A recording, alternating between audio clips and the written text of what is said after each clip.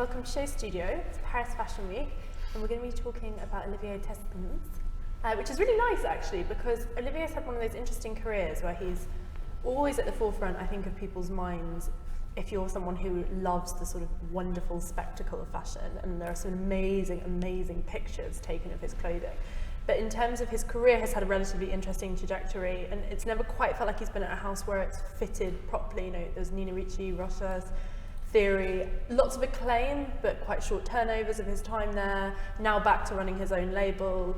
I think a really interesting example, and this is a topic that's sort of getting a lot of discussion in fashion at the moment, about how designers who are so talented can also make themselves work in the context of all these brands and these toing and froing and the pace of fashion. I've got an amazing set of panellists with me, very glamorous set of panellists, to help me unpick what's going on with him at the moment and his latest collection. But before we dive in, I'll let you guys introduce yourselves. Okay. Hello, my name's Geoffrey Horsley, and I'm postdoctoral research fellow at the Centre for Fashion Curation at London College of Fashion. Hello, I'm Mimma Viglezio, and I'm a consultant. Hello, I'm Peter Jensen, I'm a fashion designer. I'm Oriole Cullen, and I'm a fashion curator at the V&A Museum. It's an intimidatingly successful panel today. I'm like, oh my god. So just to kick things off, obviously when we approach, we reach out to sort of our amazing contributors about them coming in and doing a panel, people often say which ones they're very keen to do, and I'm interested in why all of you wanted to talk about Olivier Theyskens. What is it about his Funny, we discussed that before. Oh really? Did you? Very good question. Okay, perfect, there we go. Mimma, let's kick it. No, I don't want to start. You start. Much more interesting. Yeah, I mean, it was my first choice, yeah, really, and I was thinking, I think there were some designers that I didn't really want to talk about. Yeah. And with Olivier Theyskens, I think because he was in the second wave of people who came from Belgium, the second wave of young designers who had that legacy. And as you said, had quite an up and down career, but on really trivial, on a really kind of simple way.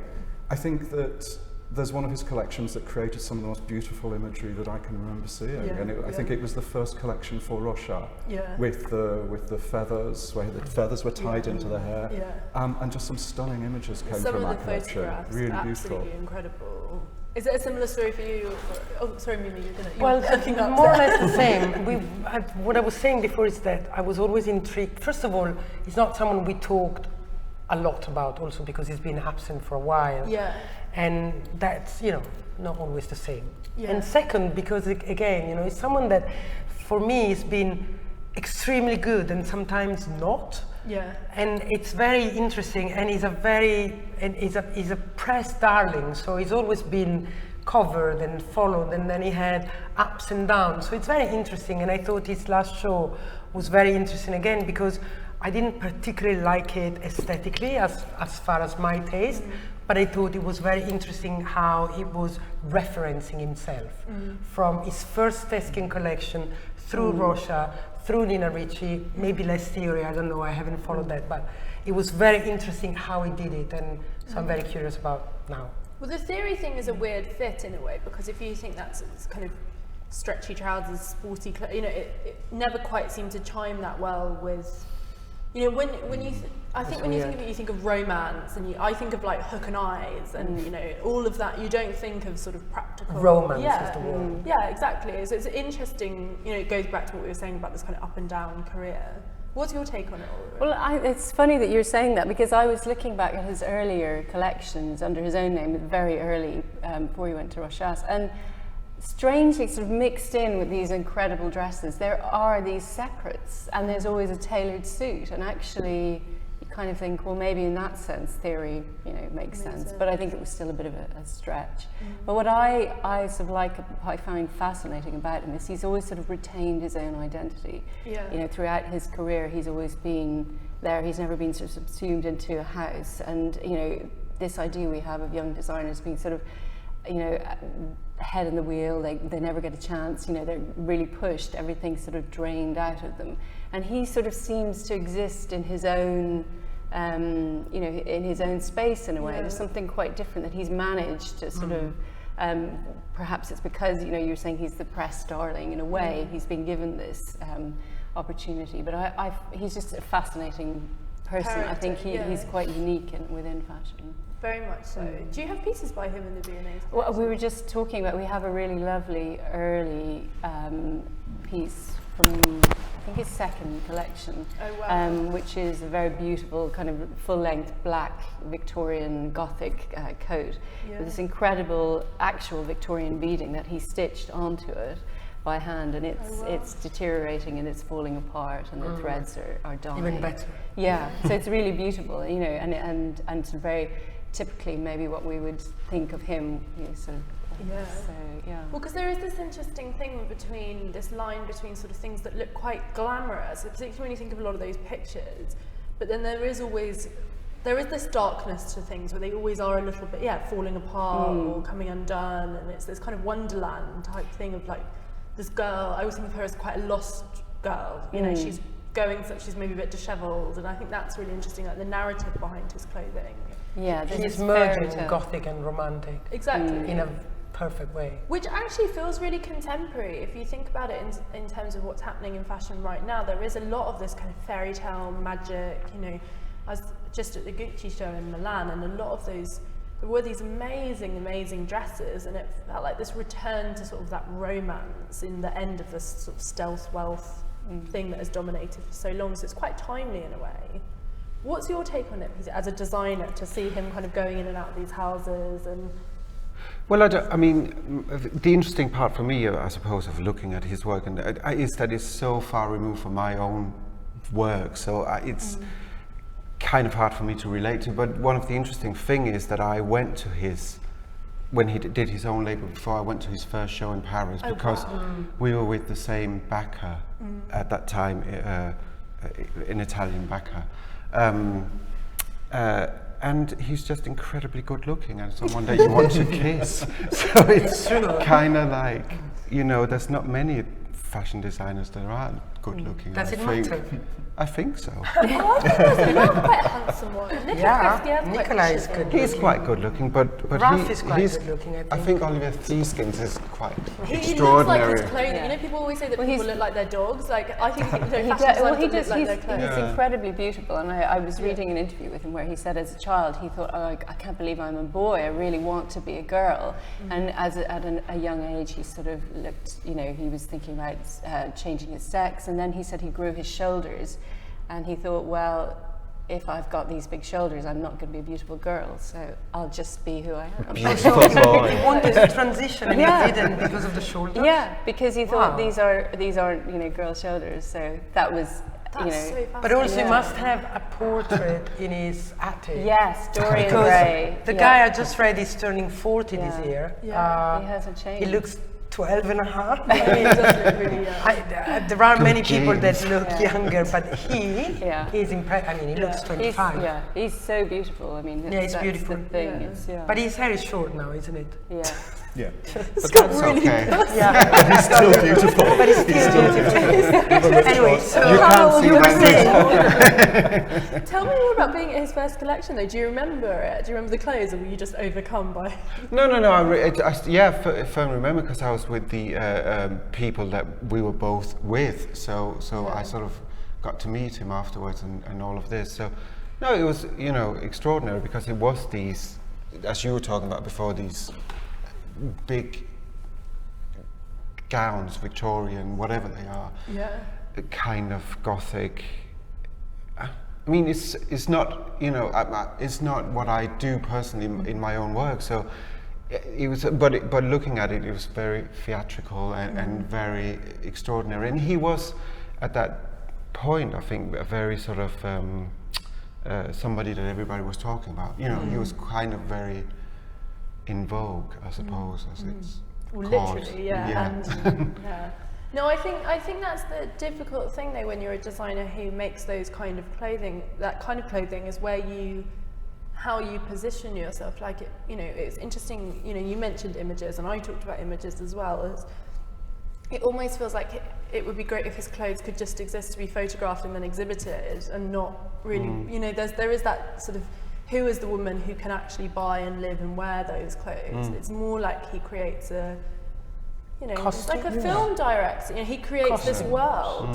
Costumes in a way. Which I suppose is why he does the ranges of separates that you see interspersed between the gowns. Yeah. And he's talked in interviews about how he sketches the collection very quickly, and he starts with the first look and he sketches through in order and intersperses with what he knows will be saleable.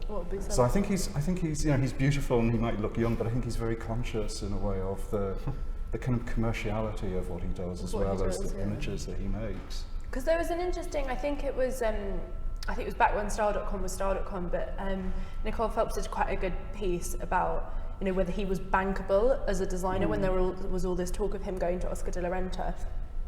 And they spoke to a lot of the big buyers and the big stores, and they said, you know, the work that he did perform well, you know, particularly when he was doing theory and what have you, there was a customer, and they said that they were always very aware that there was a customer who would come who just liked Olivier's work, so regardless of who he was designing under.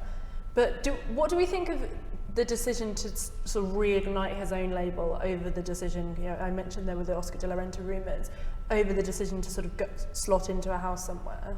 Well, one can only hope that he gets or have the financial freedom to do what he wants to do, right? I mean, it seems like that is the platform that he maybe would like to be in on. I don't know. I mean, I've never worked for a house, so I can only imagine the stress. Well, but that must be. You just said it exactly. You worked for 3 different. Yeah. And probably, I don't know why he left theory, and I don't know if he left or he was asked to leave. I have no idea. But probably after these 3 experiences, like, well, I'm ready to be my own boss. And I read somewhere that he's completely self-financed now, which is quite brave because, as we all know, it's not easy, right? Yeah. You're looking at me like I'm crazy. No. I'm self-financed as well. So it is possible. It is possible, but, you know, it's a different scale. You know, it's not that someone said to him, here is $1 million, I want you to do your brand. I think that's something, I think I read that. Yeah. I don't know, I think it's a good idea that he does what he does because of what you just said, you know, he's in between costume and commercial, and not many brands will let you do one more wrong fit. And then where does he stand? You know, if he went in somewhere else, then you kill your career. I think it's important to remember though that I think with Rochas he didn't leave. I think Procter & Gamble closed Rochas down. So I think it's unfortunate in the way that he's got this trail of design houses behind him, because he was rumoured to be offered Givenchy, but it didn't take off. But wasn't there someone else? And then else it was Rochas Rochas, and then him? it was Nina Ricci. Yeah, that Rochas thing. No, there was someone after him. I think Rochas was owned by Procter & Gamble, and it was their only fashion house, and they decided to close it. Oh no, and they have concentrate. restarted now. And That's why someone else in mind. the fashion, So I guess that wasn't, wasn't his fault. They But sold he's it. still got the reputation of a trail of I think that is the houses thing. behind And it. it's not good. Well, I think it's also that difficult thing of like, he's kind of been out of it for a while as these new names have emerged. So your JW Andersons and what have you, who kind of come along or you know, the people who are similar age to him, so whether it's a Nicolas Ghesquière, have done a longer and more successful tenure somewhere. You know, like if you think of someone like Nicolas Ghesquière at Balenciaga, like so successful for such a long years. Yeah, so I think that is the difficult thing, is it's like you just it matters. And now it's harder and harder and harder for designers to have a kind of, you know, more than 2 years somewhere. You know, even 2 years is quite an achievement now. So in a way, I get the desire to have his own label. Like, I don't know, how are you feeling about it? Because there's all this conversation at the moment, Peter, about sort of, you know, it's never been harder time to be a designer, and that the pressures on designers are so big, and the pace of fashion. And are you feeling that at the moment? Oh yeah. God, yeah. You're like, yes. I hate it. I hate it. No, I mean, yes. I don't think that it's a, you know, there's no secret behind that. You know, I think that fashion is going through a whole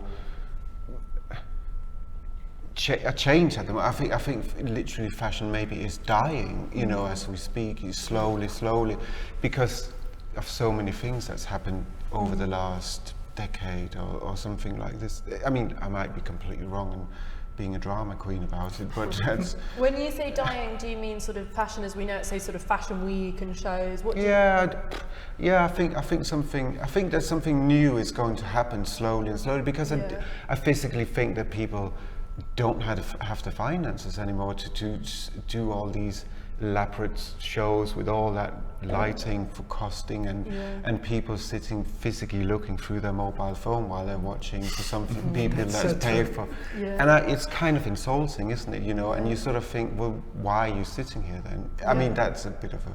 No, I had this, when I was in Milan, I was at a show and I sat next to an editor, not a British editor, and he said to me, and it really made me laugh, he said, "Oh, you haven't got your phone out." He was like, "That's so cool." And I was like, okay. And then I realised that actually he thought it was really, really, and I just had forgotten to take out I just didn't take out my phone because I tend to write things down rather than write them on my phone. And then you realise people, as you say, they're consuming shows in exactly the same way as people who aren't at the show are consuming it, which is through a screen. It's totally bizarre, but. So when you say what do you think will come out of it? Do you think that we're going to have people, because there's a lot of talk at the moment about, you know, designers sort of, which ties back into Olivier sort of starting his own label and doing it, you know, restarting his own label and doing this very small collection. It's like 25 looks or something that he did.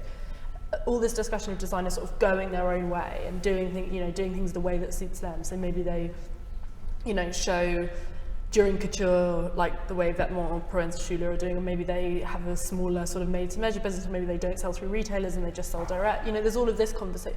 What do you think will fashion be reborn? Like, what's gonna happen? God, I don't know. I think nobody really knows. I think nobody really knows, and I have the feeling that everybody's trying different things, and what I wish that happened is that there's no real. I was discussing this morning with someone about magazines. You know, if you have a magazine, you can only pull that season, and you have to tell your advertiser whatever. I wish all of that were simpler. If I want to do a story with men and women and spring and summer and whatever, you know, it's very hard. You really have to convince the PR or the designers to let you do that. But that's what actually happens, because then you go to the Gucci show, 120 looks that are all of that together. And so I think probably what will change is that it will not be called spring summer or fall winter 17, but it will be the week where anybody shows whatever they want. Does it make sense? I mean, that's that what I sounds wish. feasible. You still need to have the same people in the same place, because otherwise, if everybody goes to Brazil and Cuba, and it's, you know, so you still need to gather people at a certain time, but just do But then it's like, whatever. Just show me clothes. Do you need to gather them all? That's what I still can't work out, is whether that, because you see these labels that do so well without any of that, and that's what I wonder. Well, they all do something, no? Yeah, I guess so. Who are the labels that are known and do well without even presenting? Well, if you think of Elia for so long, you know, didn't engage. Yeah, but you're talking about one of the sacred monsters. Yeah, I mean, imagine if Molly Goddard didn't present now. We wouldn't know who she is. Yeah. But then I think the problem is sometimes they present and then they get all this press, but they don't actually have a business. They just have press. Most of them. So then it's like, what's the point anyway? Yeah, most of it's them. like, you know, You're I right. could start presenting. So, Yeah. you know, it's like, doesn't. No, you're right. Do you know what I mean? Whereas it's like, it's just. It's true. Do you know what I mean? And that sounded really flippant, but it's like. So it's like, what is that success? It's like the smoke and mirrors. I don't know. What do you think about it all? I'm just wondering, when you're talking about presenting, well, who's your critical audience when you present? Exactly. Is it the people who go to the shows, and increasingly bloggers and vloggers who sit in the front row with the phone? Yeah. Or is it the walk in the buyers? Or is it, or walk in the show, or is it the national, international buyers? Or is it a different kind of press? I guess what I think of as the old-fashioned press, the people who have an international reputation for having a critical edge. So I would, you know, I'm kind of curious as to know, from a designer's perspective, are they all critical, or is there one of those audiences that would be kind of more useful to present to? Having just seen the Burberry exhibition at Maker's House, which is just called February 17, they lost the thing. But that must have been, you know, it's shown on the runway, it goes instantly into sale, but it's obviously been shown to the buyers months ago, months and months ago. Yeah, but it is different, because in Lou, and I don't know you guys, but I've covered shows by being there, and others like this season by watching them on my computer. It is different. I mean, the atmosphere, the holistic feeling. I tend to watch the show, not my phone, and try to breathe in whatever happens and the movement of the clothes. It's not the same thing. But then I think that brands are starting to cotton on that feels like a missed opportunity to only show that to the 300, 500 people in the room, and it's how can they translate, like the Burberry Makers House exhibition is really interesting. Yeah, it's fascinating. Yeah. I didn't want to say, but that's my fault. Let's pray it's not happening. But it is interesting to have these sort of public-facing ways of presenting. I think that's really interesting as well, that what is the function of the fashion show? Is it an extension of your advertising campaign, or is it? No, I think it's the movement. It's seeing the clothes on someone who walks. But a lot of the It sounds stupid, buyers don't experience the romance of the show. Well, they do. The main buyers, they do. But loads of buyers don't even go to the show. Yeah, they don't. Yeah, they go to the showroom. Yeah, they go to the showroom. Or maybe because they have the experience of I don't know. Yeah. So then my question is, who's the spectacle created for? If the buyers don't need it, who's your critical audience? I think now it's created for content. It's created so you can make little Instagram videos of it, and so you've got the models shot on a catwalk that you can have in the lookbook, which is in the shop, so when someone comes in you can go, this was a runway look. It's created for assets, and to film the people who go, because so far we haven't got many celebrity buyers. I think there's the woman from I don't know, I think when something is styled with certain hair and certain, even when you go to stores and they have videos with the show, even I stop and look again because it's different for me than the piece hanging. I'm not saying that the show is essential. I'm trying to understand if it is or not. I have a feeling it is. Yeah, I think it definitely brings something. I mean, just thinking about some of the more theatrical, like the Gareth Hughes show the other week, it was incredible in this space. On film, you don't get that sense of descending down this staircase into this underground theatre. It's quite dark. It doesn't. But being there, seeing the dust floating through and these incredible looks coming through, it is quite emotional, I think. But then you wonder, why don't some of the big houses sort of do that for? Stage those shows for sort of the public. That's what I think feels really. They have done it, but then that distance, which is weird because they don't anymore. If you watch films of the past where there is a fashion show, they have the clients, and then they say, we might have 2 journalists, put them upstairs, whatever. So they were, it was for. But all there were these big things with it, like in Japan. Mugler, I'm thinking more of the things that Mugler did at the Zenit, where he staged the whole thing over several nights for just purely for a ticket-paying public. I mean, it's something I've thought. So if they're so theatrical, put it in a theatre and let people see it. Because I was thinking about that with Olivier Theyskens. I nearly called him Olivier Theyskens. I'm a very different designer. You almost think like you always wonder if he could become, more akin to a performance where he stages these wonderful. And I guess it's like, where's the money in doing that? I guess it's like, what do you sell in the end? Like, do you sell your skill as a costume designer, or do you actually sell your clothing, or do you operate more like an artist? You just wonder with some of them if they would just be better placed. In the couple of years between Theory and this, I think he has been doing costume design for the theatre in Brussels, Lemonade. And I think there are a number of people who are around about his age as well. Angela Figus is another one who stopped doing fashion and went into theatre. So there's an obvious link there. I think Lacroix is the big example. The big example. But then I think that's just that strange side of fashion is all the different ways that fashion designers can work as a fashion designer. It doesn't mean they have to present at Fashion Week and sell their clothes through, but there are all these other different ways. It doesn't mean they do great costume design though. So what would be the way to show people what's happening in fashion, the new seasons, like the magazines, or what? I mean, how do you tell people what's happening in fashion? Well, I think what's all the next happens season? through Instagram anyway. I think when you think so of they have to stage something, but they just put it out online. Disseminated. But just like with resort collections, how they're disseminated, in a way there's no shows. But there's a flatness there. You kind of lose the excitement and the whole kind of juggernaut of fashion. It's it just feels like, well.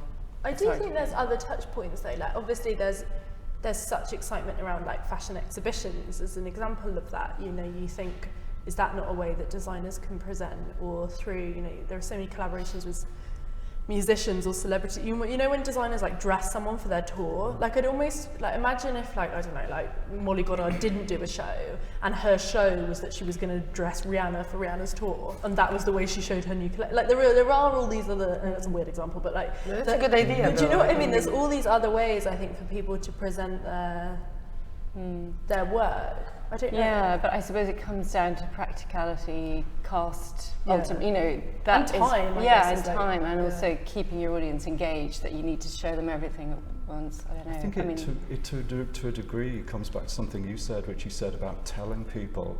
And I think there's something in fashion about holding the politics of that role of mediation. Yeah. Lots of people's jobs depend on telling people. Very well said. And I think if you take that away and you do it as an exhibition, you know, rather than a show that the people who tell people go to, if you do an exhibition that anyone can go to, I think it's a really interesting kind of undermining of that part of the fashion process, because fashion has relied for a long time on a group of people who tell other people what's interesting, or as we're doing to a degree here today. And I guess there's maybe I'm being utopian about it, but maybe if you shift that mode of presentation, maybe there's a more interesting way of engaging with audiences, or customers, whatever you want to call them.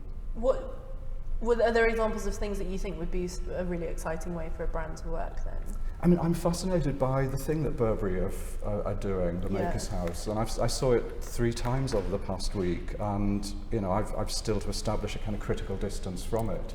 But I think there is something there, and seeing about how people consumed it. I mean, it was the energy level was extraordinary. You know, the energy level was beyond anything I've seen in an exhibition before. And yet it is like an exhibition. What were they so excited about, do you think? I think people were excited about being there, and it's this thing of privilege. It's like you're in a place, and that only there's a sense of happens privilege. if it's given to a certain amount of people to be allowed to talk about that, to tell people. I mean, why are people excited about fashion? Because it's, you know, it's private. It's not really, but it seems it's exclusive. It's like for those that, oh, you're so lucky you go to a show. We don't want to go to a show anymore, but people still think we're lucky. And if you take that away, then it's closed. But they're closed anyway. They're closed. I know, but there's this romance around it. It's different, the mystique around it. But you can create that in an exhibition. You can create that in a theatre piece. You can create it. You can create it in an installation. I mean, I think Bernard Wilhelm's someone who's shown a lot. You know, he's shown a lot as installation. And all you need to do is pay the models for another 2 weeks, and you've got something that people can visit. That's all. That's all. If you can afford to pay the house for another 2 weeks, that's But then I think you can create exclusivity through other ways. Like, I always talk about them on these panels, so people are probably really bored, but I'm obsessed with the business models of like Supreme and Palace, which is exactly that same thing of creating this sense of hype and exclusivity. But there's no shows, there's no like, you know, it's all about, it's this kind of semi-word of mouth, it's quite old school. It's like this email goes out, it's like there's new stuff, and then you go and line up, and it's like, you get to go and like a man says, right, next 5 in, off you go. And I guess that feels like their way of creating that sense of, you know, who's... I think there are still too many people alive that are for a generation that wouldn't react to that. So you're talking about 2 brands that are really young and they were actually made by their grassroots populations. I think Valentino doesn't talk to those people, and I'm saying Valentino, I could say many others. And thank God we're still alive for a few years.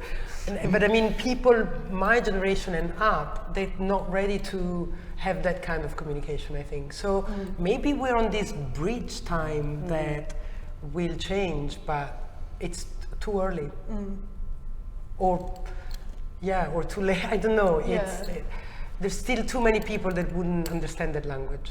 I think. Yeah, and I do think you're right. There's like, it's interesting actually to think about the V&A, like, because obviously you do fashion in motion, and like, so there must which is when you kind of, for the sake of obvious, I'm sure lots of them have gotten, but where it's like a catwalk show inside the V&A, and that must have come away from this idea that there was public enthusiasm to see a fashion show. Yeah, and there still is, you know, this idea that people get access to, you know, see the clothes up close, to kind of be in a space that the designer has created. And we worked with Peter a few years ago, and I think, you know, there is a real hunger for that. And it's, as Mimma was saying, when you're sitting there in the, you know, sitting there waiting for it to start, the lights go down, you know, the music, suddenly, you know, there's that emotion, and then you know, you get to see these clothes, you get to form your own opinions, and then at the end, you get to see the designer. But I think, you know, God that is, but that's exciting for a lot of people. You know, as you say, work in fashion and you forget that, but it is a real draw. And I think if you take away the exclusivity, in a way, it doesn't, the mystique, you don't have it really anymore. That's sort of. And I guess part of the thing with clothes is you like to think, like particularly someone like Olivier Theyskens, like you like to think of someone who made them and presented them. It was part of this kind of creative vision. I think there's also that sense of knowing where something came from, like knowing where the idea started, and it's quite easy to get that energy across through a show because it's like, you know, this is my proposition for the there is this sort of romance to it, which I think appeals. Because otherwise, it's just like, well, where are these from? You know, who made? That human element gets removed. I was going to go back to what you said. I mean, to talk about, you talked a lot about Burberry and the influence. I mean, not intentionally. No, the impact that it had when you went to see. And I think that there lies the danger and the difficulty within fashion, because a company like Burberry, I mean, let's be honest, how many billions and gazillions of pounds do they make a year? And they can fly helicopter Kate Moss onto the stage if they want to and pay her 100 grand. And you know, the phenomenal amount of money that a company like that have, and then you have a tiny newcomer that's trying to get his voice, his or her voice, who's probably equally as talented as Christopher Bailey is at Burberry, but just don't have the resources, finances, or anything like this. But I don't think within the fashion industry that nobody that has power is going to put their neck on the line to go out and physically support these people before there's somebody within that circle that has said he's okay. And then they'll all come flocking to this, like you know, fly to. And that's the myth with Galliano and Anna Wintour and the first show in South Schlumberger's mansion. But I think it's much more. It's about kingmakers, isn't it? Yeah. There has to be someone who goes. But I think it's much more difficult now, because there'll always now be a judgment of if somebody is sitting to looking at a new person trying their best to do something that they have a passion for, people will judge it and say, oh, for God's sake, you know, why didn't they have this and this model, and why didn't they have this lighting, and why didn't they have this, that. There's so many little elements that can, and I just find it incredibly unfair, and I find it heartbreaking, you know, when you see that. And I think that in there lies the problematic point of fashion, because there are these two. Do you think part of the problem that comes with fashion because they're seen on the same scale? Yes, as well? Like all the time. You can't, you know, you sometimes read reviews and you say, you know, a newcomer that's done 4 collections or something, and the reviewer will say, well, Prada did, you know, referring to, and you're thinking, well, Prada is a company that's like how many hundreds of years, and how much turnover do they have? I mean, where, you know, I just get really sort of passionate about that, because I feel that that's ignorant and you know, not very nice, really. It's incredibly evil. Like I was giving a talk the other day to some students at London College of Fashion, and we were talking about this kind of success in the fashion industry, and I kind of said to them, I was like, you know, there's this thing when you meet young students where in some ways they're the most sort of switched on, like rule-breaking, exciting people, and their minds work in these amazing ways, but they're so conservative when it comes to what they deem success in the fashion industry to be. And I said to them, like, you know, maybe, and it kind of actually came off this conversation I'd had with a designer who talked about, you know, why don't you stay in your hometown and have an amazing made-to-measure business, and you have a little shop and people come and they buy your clothes, and you've made it as a fashion designer, people wearing your clothes, you're making your work. And I kind of said that also, and they kind of looked at me like I was crazy, like because to them, success, in fact, it's not fame, because I think that makes them sound more sort of shallow or fickle than they are, but I think it's more, it goes exactly back to what you were saying about this idea of someone going, and that's good, and it's like having that approval from the right people, where actually, like, you know, I wouldn't put myself through that as a designer. I wouldn't want to have all the press come and analyse. But then there's a sense of like, if you don't do that, that you somehow haven't succeeded on the main stage or something. You know, when you think, I do think there is this conservatism to like wanting to be a fashion designer. I also think that today, even in your little village or whatever you want to call it, your suburban town, it's difficult to sell if you don't have bigger endorsement. Because what you were saying, it's very important. Like when you said, as soon as someone say he or she is okay, then everybody says it. And that's what makes me mad, because people at the top, often they don't have the courage to endorse someone they think is or she is right, without everybody else saying it. And the same, it's customers. Sometimes they like, but that's not bad at all. But I haven't heard of it. Why would I spend that money for someone I haven't heard? You know what I mean? Yeah. And not only people in fashion, also people not in fashion. So if it's not a desire for fame, then maybe that's why. Would it sell? Would it sell? If it's not endorsed? I don't know. But endorsed, but I just wonder about that. I just think, yeah, like think with Olivier, if he just set up in some beautiful city and made amazing clothes, and women could go directly to him and they got that experience, like how amazing would that be? You know, I just think there's all that these he is Olivier, but before? Yeah, I guess so. But then I just think clothes are clothes, and if it's a great piece, it's a great piece, you know. Like, I wish it were like that. I agree with you. Yeah, I know what you mean. Not sure it is. I'm thinking about people I'm thinking about people like Bless and As For Bless in New is a York, really great example, who've and to a degree someone like Miguel Adrover, who was in fashion, who stepped out of it, who do go and set up, you know, Miguel Adrover has set up pretty much working on a lot his of own. the Antwerp design is actually really good examples of that, the way they've kind of... Well, I was thinking... Did it work? For Miguel Adrover, I think he's happily working in Mallorca somewhere, making very low outputs, and you know. But Bless is a really good example. I think So much As acclaim, For, but totally removed from the kind of... And position themselves almost in an art market, in an art field rather than in fashion. I think there's an interesting cross dynamic there, I think, as to whether you position yourself purely within a commercial fashion field, or whether you cross over into a commercial art field as well. Well, it's almost that they found a way to get a different sort of acclaim, you know, that doesn't have to be like getting a sort of a seasonal good review from, you know, a fashion journalist. I think it is interesting. But what if you have great ideas and you create a fashion, a forward fashion, meaning you reinvent the wheel, whatever it is, and then nobody sees it around your community, will those people have the right to wear? I don't know, you put men in a kilt, but it's not supported by the press, and you know, J.W. Anderson was born, or Marc Jacobs even before. You see what I mean? Will men buy? I don't know. I'm using extreme examples here, but I guess it's just, you know, the it clash comes of down creeds, to what the you clash of deem cons. as success. You know, I guess it's like, if you deem success to be having 20 people wear it, or if you deem success to be an article written telling people that they should wear it. Do you know? No, I think that's success means you can live of your craft, of your art. Yeah. Like an artist, then you know, you're an sometimes artist or But you're sometimes not. I think designers would more likely to be able to live off their craft if they didn't move to London and show at London Fashion Week, if they just did it in their own. It could be. Do you know what I mean? Like, Yeah, I do. Like I was thinking about this because I was spending a lot of time up in Liverpool doing this North exhibition that I've just done.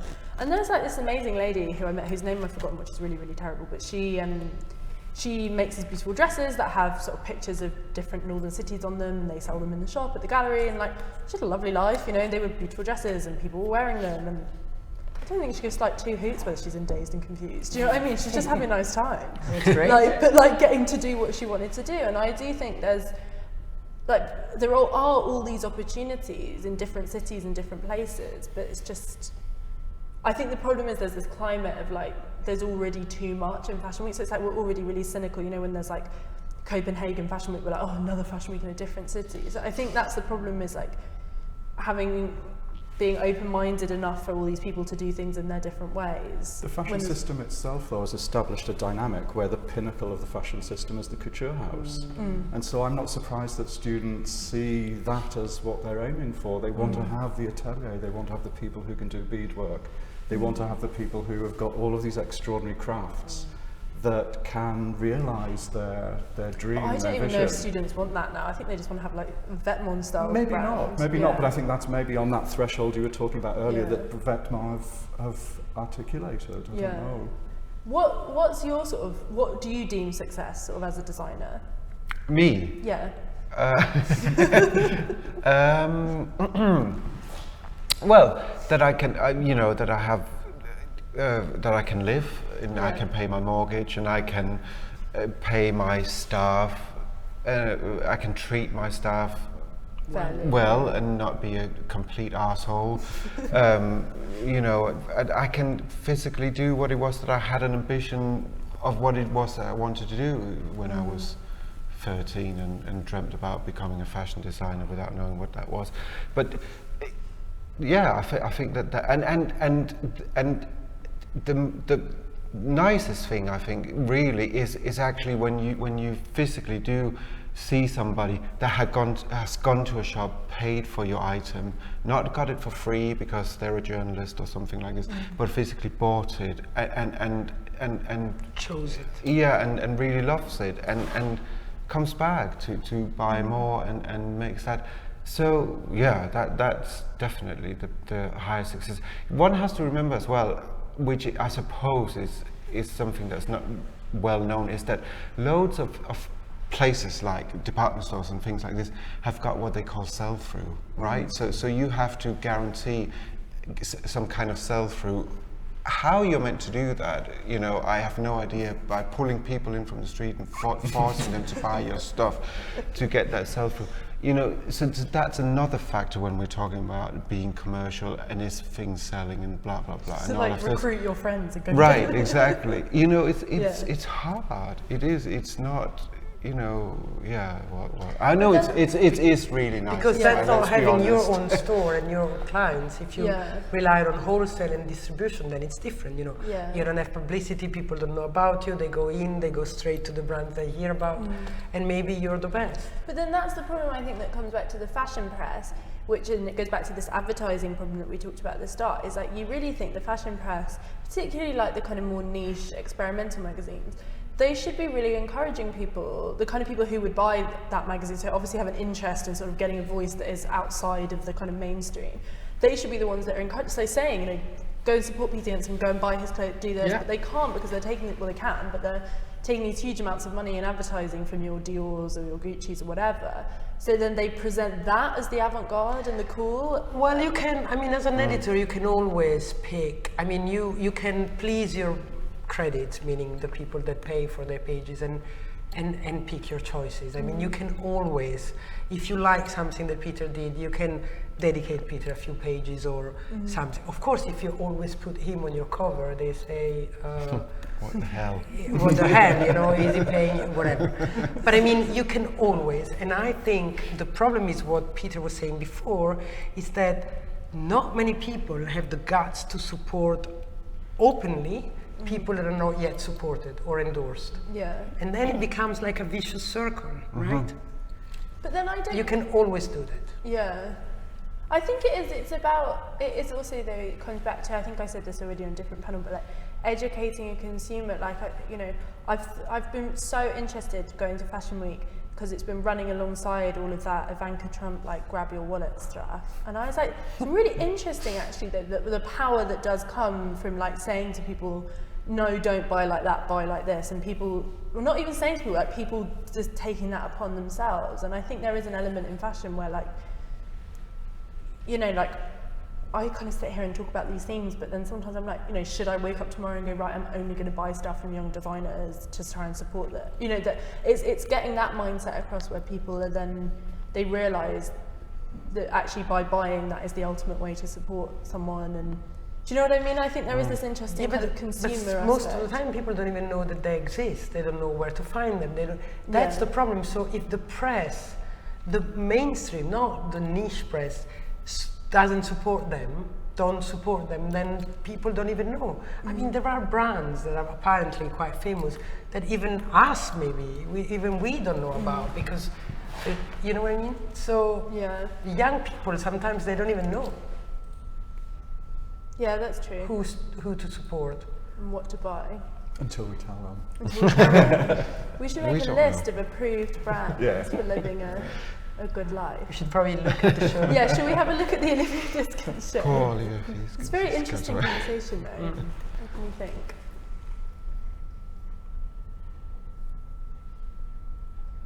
Are we going to be a few minutes? Just get it up. I'm very curious. So it's not the same. It's not the same at venue. all. Yeah, it's not the same venue. Also, but it started with a mini leather something like. I think the order's slightly jumped. 6 weeks. If you look, can you refresh it? Because if you look, she's coming out behind the other one. Who? So look, if you can see the coat is coming out. The camel coat. Do a hard refresh on the page. Lou? Okay. Well, leather, that's his signature. And the waist is kind of a key thing, isn't it? Lou, what are we doing? Okay. Let's have a look. And is that us? It's a different venue because if I remember well, it was concrete. Yeah. Yeah, it was a small venue in the Marais, I think, the last one. Yeah, where apparently the backstage was his apartment across the street. It's a nice story. Did you read about it? Yeah, it was so sweet. Okay, just do a hard refresh on our fashion and then let's go from that. So what's the problem? It is not look number one? Yeah, it's in a slightly strange order, but such is life. Can you just do a hard refresh? Thank you. Okay, perfect. Cool. What do we think? I don't know, I haven't seen enough.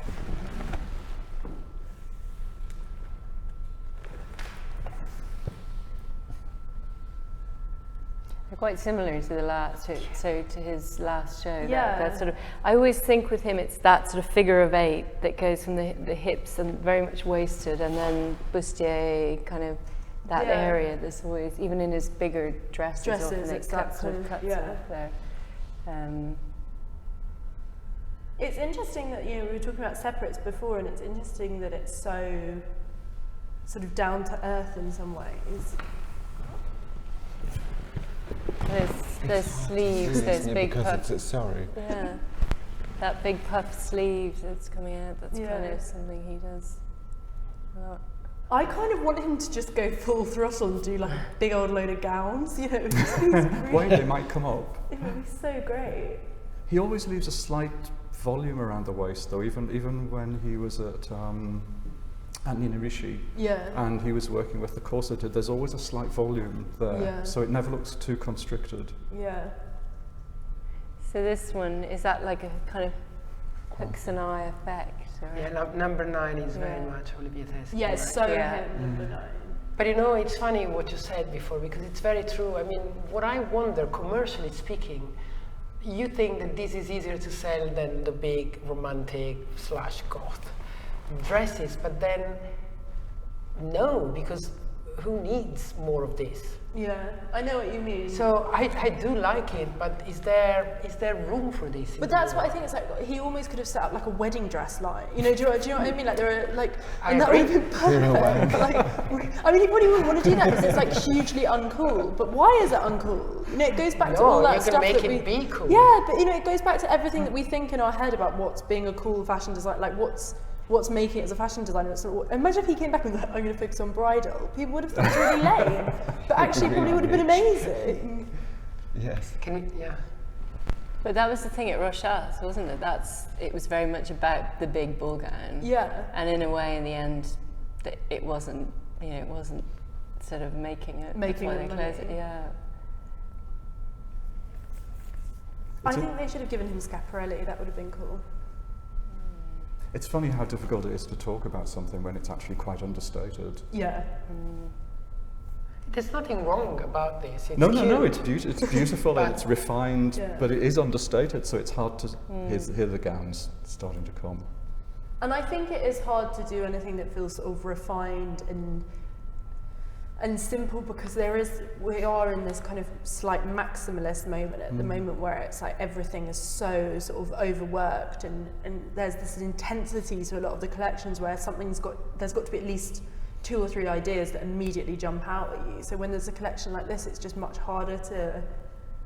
It's all, you know, when you think like with a Gucci collection or a Balenciaga collection or a Vetements collection, there's about like.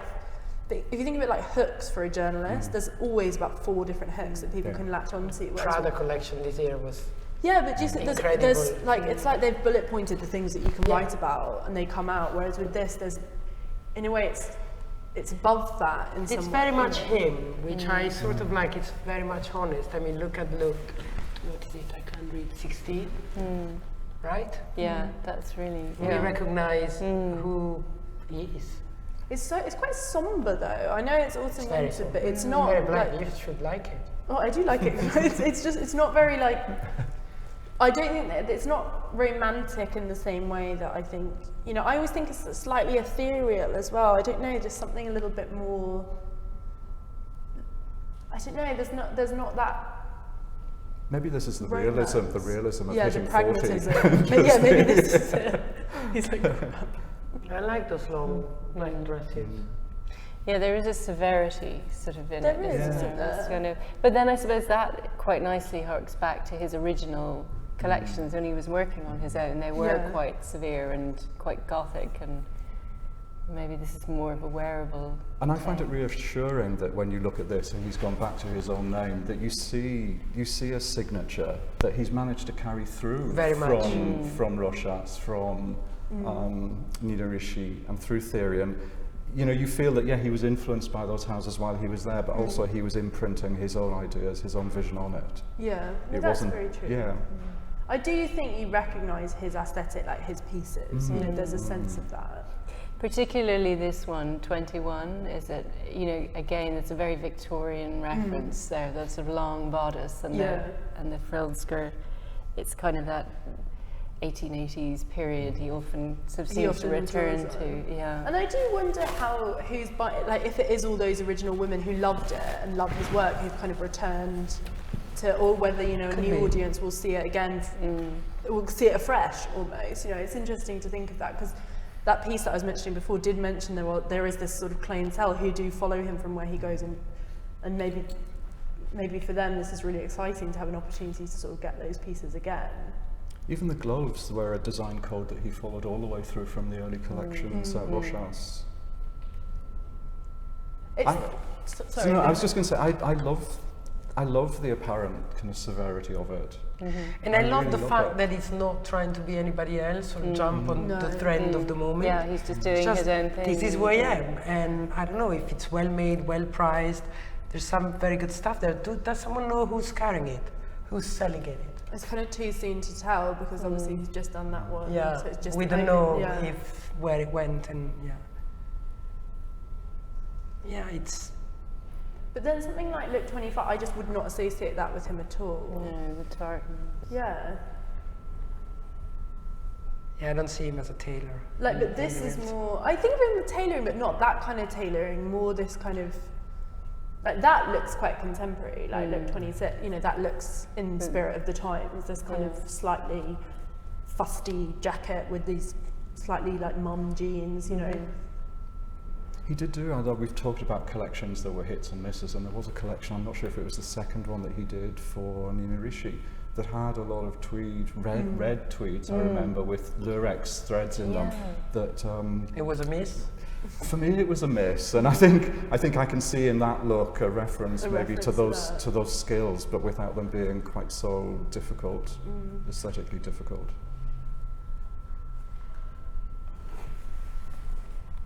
Bigger collection, isn't it? Yeah. I quite like the Matrix glasses, they're quite weird. You know, like, Yeah, I like the styling of the hair and the makeup. I like it's very modern. The silhouettes are a bit all over the place, aren't they? Oh, is that just me? It goes very from short to long. It is a little bit all over the place. To looking historical, to looking kind of, Yeah. to looking more contemporary. Yeah. But the waist is always there, isn't it? It's sort of, even in the tailored pieces. And that sort of also, I think that's another signature that he does, a sort of chemise effect under a transparent.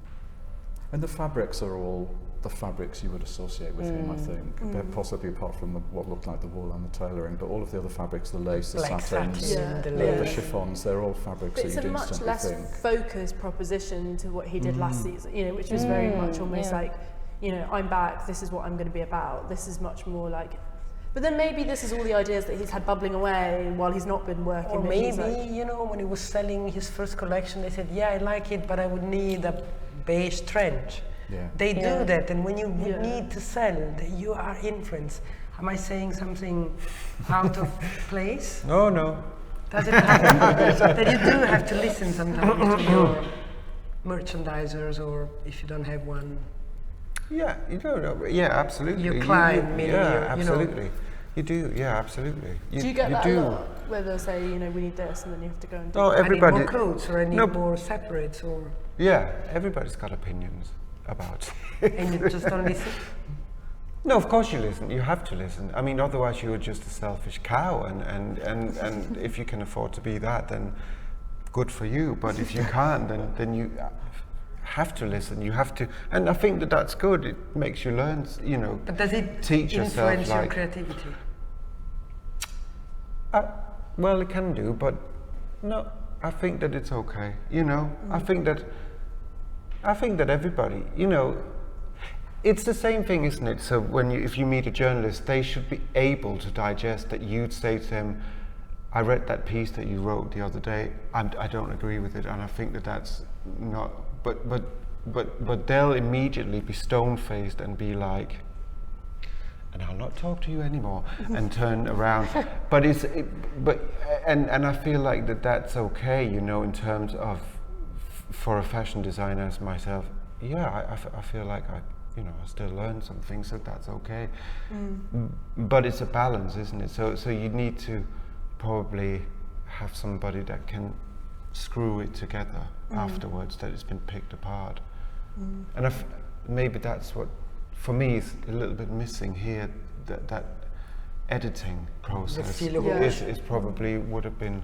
I really like the long coats and the sort of long silhouettes, and that looks chic, and you can imagine him on a Parisian lady that smokes and has some drinks nice good wine. But then I don't know if a pair of jeans sort of those fits two in looks with 20. Yeah, those looks reads as 8, strange. 6, and 7. I wonder why. But there are some very good-looking dresses. Absolutely. Dresses. As a principle, what do we think of a designer sort of starting their label, stopping their label, restarting their label? I guess it depends why you start and stop, really. I don't mind. Because it can be for such sense. different reasons. Yeah. Do we have other examples of Raf that Simons is Raf. the big one. But I honestly don't mind, if it's worth it, and if it has a place. I mean, my problem is that there's so much that sometimes I tell people, it's not bad, but we don't need it. So do you think that about this? No, not completely. No, not yet. No, there's something here that it has its place because it's him, because it's what we've loved about him. Will it sell? I don't know, but at least, I like authenticity. I like honesty. I like designers that are not trying to be the famous designer of the moment. I like that's him. So there is a place for this. Probably not for his jackets and green trousers, though. No, I agree with you. It's a really interesting time for him to slot back in when there's so much hype around your Demna Gvasalias and your J.W. Andersons and what have you. To kind of come back at that time is quite brave when you're not, as we said, he's a bit of a darling of the press, but he's not flavour of the month, and to sort of come back.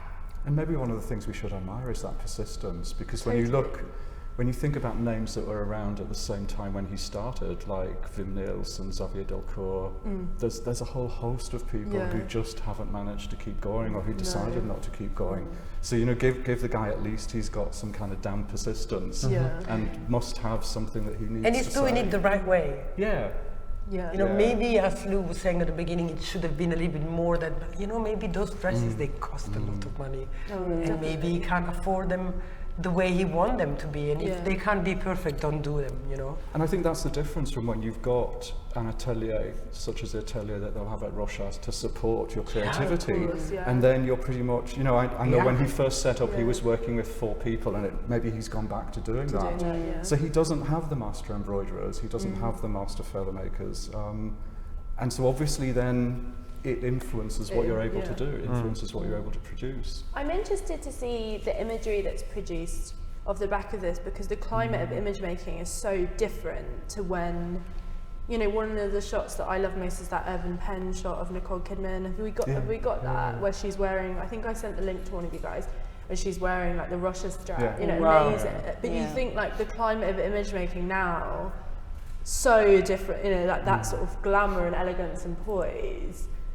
It'd be interesting to see, because I think he worked with Julian Claessens, didn't he, from his very first shows. So it'd be beautiful to see what a photographer that he's worked with for a long period of time does with it. Yeah, definitely. I'm just interested to see how it's captured by, you know, the Harley Weirs and the Jamie Hall, you know, those kind of young, kind of real, everything's a bit sort of plain and I'm interested in what people think of the styling of it, because it almost seems understyled.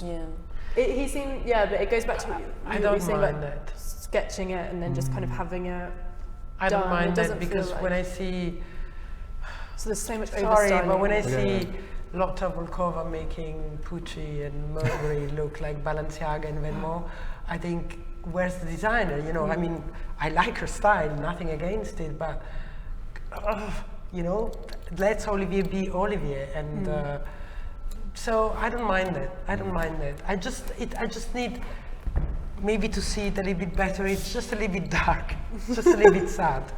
And also, you know, there's nothing around, you know, that wooden floor and the legs of the people. Those photos are not, if you think about the photo we just seen of Nicole Kidman and that, you're like, whoa.